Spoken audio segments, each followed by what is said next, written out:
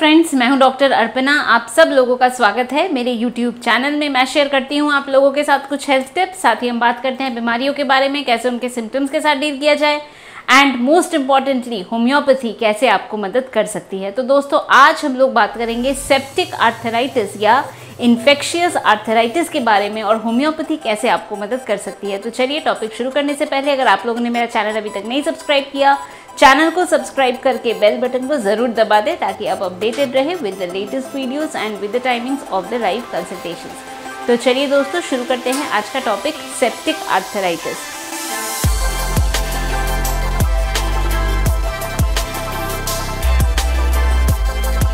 तो आर्थराइटिस, इस बात का क्या मतलब है? अगर आप लोगों को कहीं पे भी जोड़ों में कोई प्रॉब्लम हो रही है, जॉइंट्स में कोई प्रॉब्लम हो रही है, तो इसे हम आर्थराइटिस कहते हैं। और सेप्टिक आर्थराइटिस या इन्फेक्शियस आर्थराइटिस यानी इन्फेक्शन के कारण अगर आपको कहीं जॉइंट में पेन, सूजन, इन्फ्लेमेशन हो रही है, तो इसे हम सेप्टिक आर्थराइटिस कहते हैं।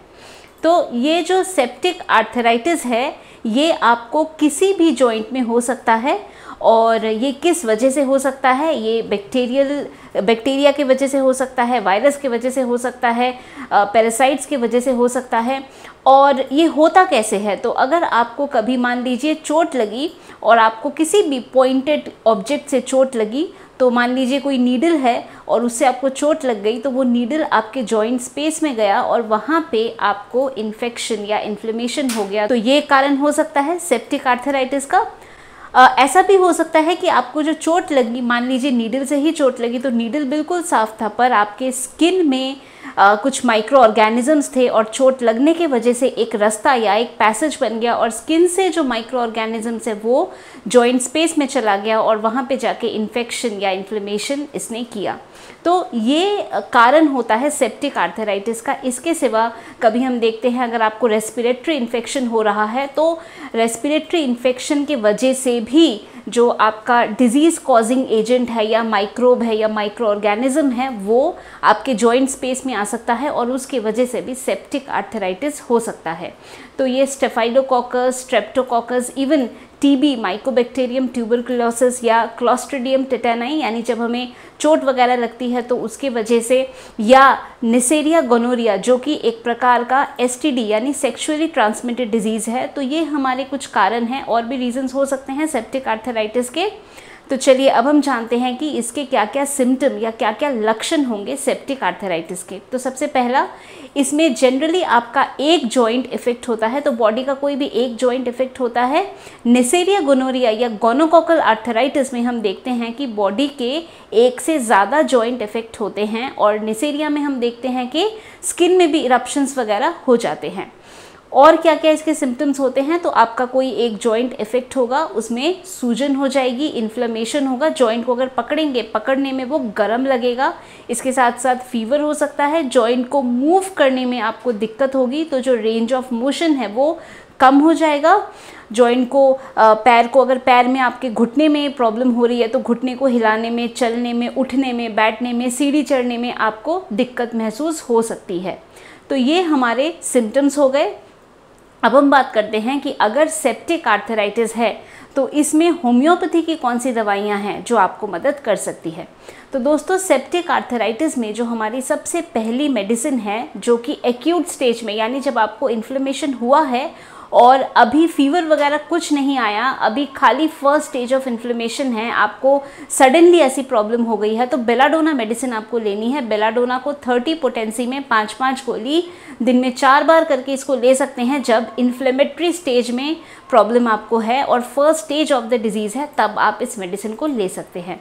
दोस्तों, नेक्स्ट हमारी मेडिसिन है एपिस मेलिफिका। एपिस मेलिफिका में हम क्या देखते हैं कि आपको सूजन हो जाता है, एडिमा हो जाता है, और साथ में जो दर्द होता है वो चुभन, स्टिंगिंग पेन होना, ऐसी प्रॉब्लम होती है। और एकदम से जो अफेक्टेड जॉइंट है वो पकड़ने में बिल्कुल गर्म लगता है, एकदम से जॉइंट गर्म होगा और साथ में आपको चुभन की फीलिंग हो, तो एपिस मेलिफिका 30 पोटेंसी में 5-5 गोली दिन में 4 बार करके ले सकते हैं। दोस्तों, नेक्स्ट हमारी मेडिसिन है लीडम पाल। लीडम पाल में हम क्या देखते हैं कि जो प्रॉब्लम हो रही है, जो जॉइंट आपका इफेक्टेड है, उसमें अगर आप कुछ ठंडा लगाएंगे, आइस पैक लगाएंगे, तो आपको बेटर फील होगा।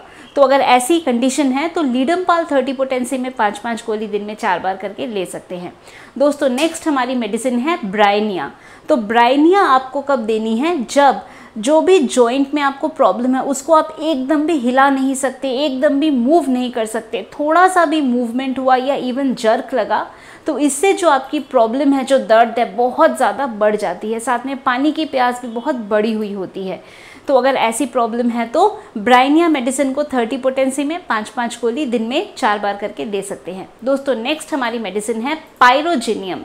पायरोजेनियम कब देना है, जब पस वगैरह बन गया हो और सूजन आ गया, साथ में फीवर बहुत ज़्यादा हो गया, एक सेप्टिक कंडीशन बॉडी में हो रही है, तो ऐसे में पायरोजेनियम की 200 पोटेंसी में 5-5 गोली दिन में 3 बार करके देंगे तो ये जो सेप्टिक कंडीशन बॉडी में हो रही है तो इसको कंट्रोल करने में आपको मदद मिल सकती है। तो दोस्तों ये जो सेप्टिक आर्थराइटिस है इसमें आप बचाव अपना कैसे कर सकते हैं, सबसे पहले किस वजह से आपको सेप्टिक आर्थराइटिस या इन्फेक्शियस आर्थराइटिस हुआ है उसको पता करना और अकॉर्डिंगली ट्रीटमेंट लेना।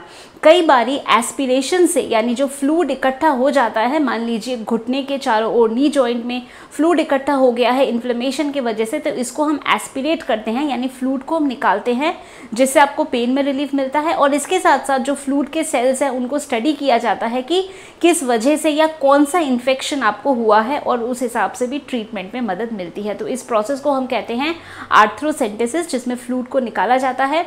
दोस्तों सेप्टिक आर्थराइटिस की जो कंडीशन होती है इसमें हमारी बोन की जो कवरिंग या जिसको हम आर्टिकुलर कार्टिलेज कहते हैं उसका डिस्ट्रक्शन बहुत रैपिडली हो जाता है और इस वजह से कई बारी जो जॉइंट डिस्ट्रक्शन है वो भी हो जाता है। तो इसीलिए इस कंडीशन में बहुत ज़रूरी है कि सही तरह से डायग्नोसिस करके कारण पे पहुंचा जाए, कॉज पे पहुंचा जाए और उस हिसाब से ट्रीटमेंट शुरू किया जाए। तो दोस्तों मैं उम्मीद करती हूँ कि अभी जो इन्फॉर्मेशन मैंने आप लोगों के साथ शेयर किया सेप्टिक आर्थराइटिस या इन्फेक्शियस आर्थराइटिस में, आप लोगों ने इस इन्फॉर्मेशन को पसंद किया तो वीडियो को जल्दी से लाइक कर दीजिए, वीडियो को शेयर करिए अपने फ्रेंड्स, फैमिली, सब लोगों के साथ, ताकि बाकी लोग भी इस इन्फॉर्मेशन का बेनिफिट उठा सके।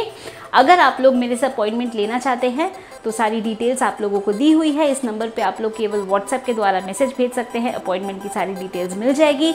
अगर आप लोग फ़ोन पे मेरे से बात करना चाहते हैं तो उसकी भी डिटेल्स आपको दी हुई है। तो दोस्तों आज के लिए बस इतना ही। खुश रहिए, मुस्कुराते रहिए, स्वस्थ रहिए। Thanks for watching.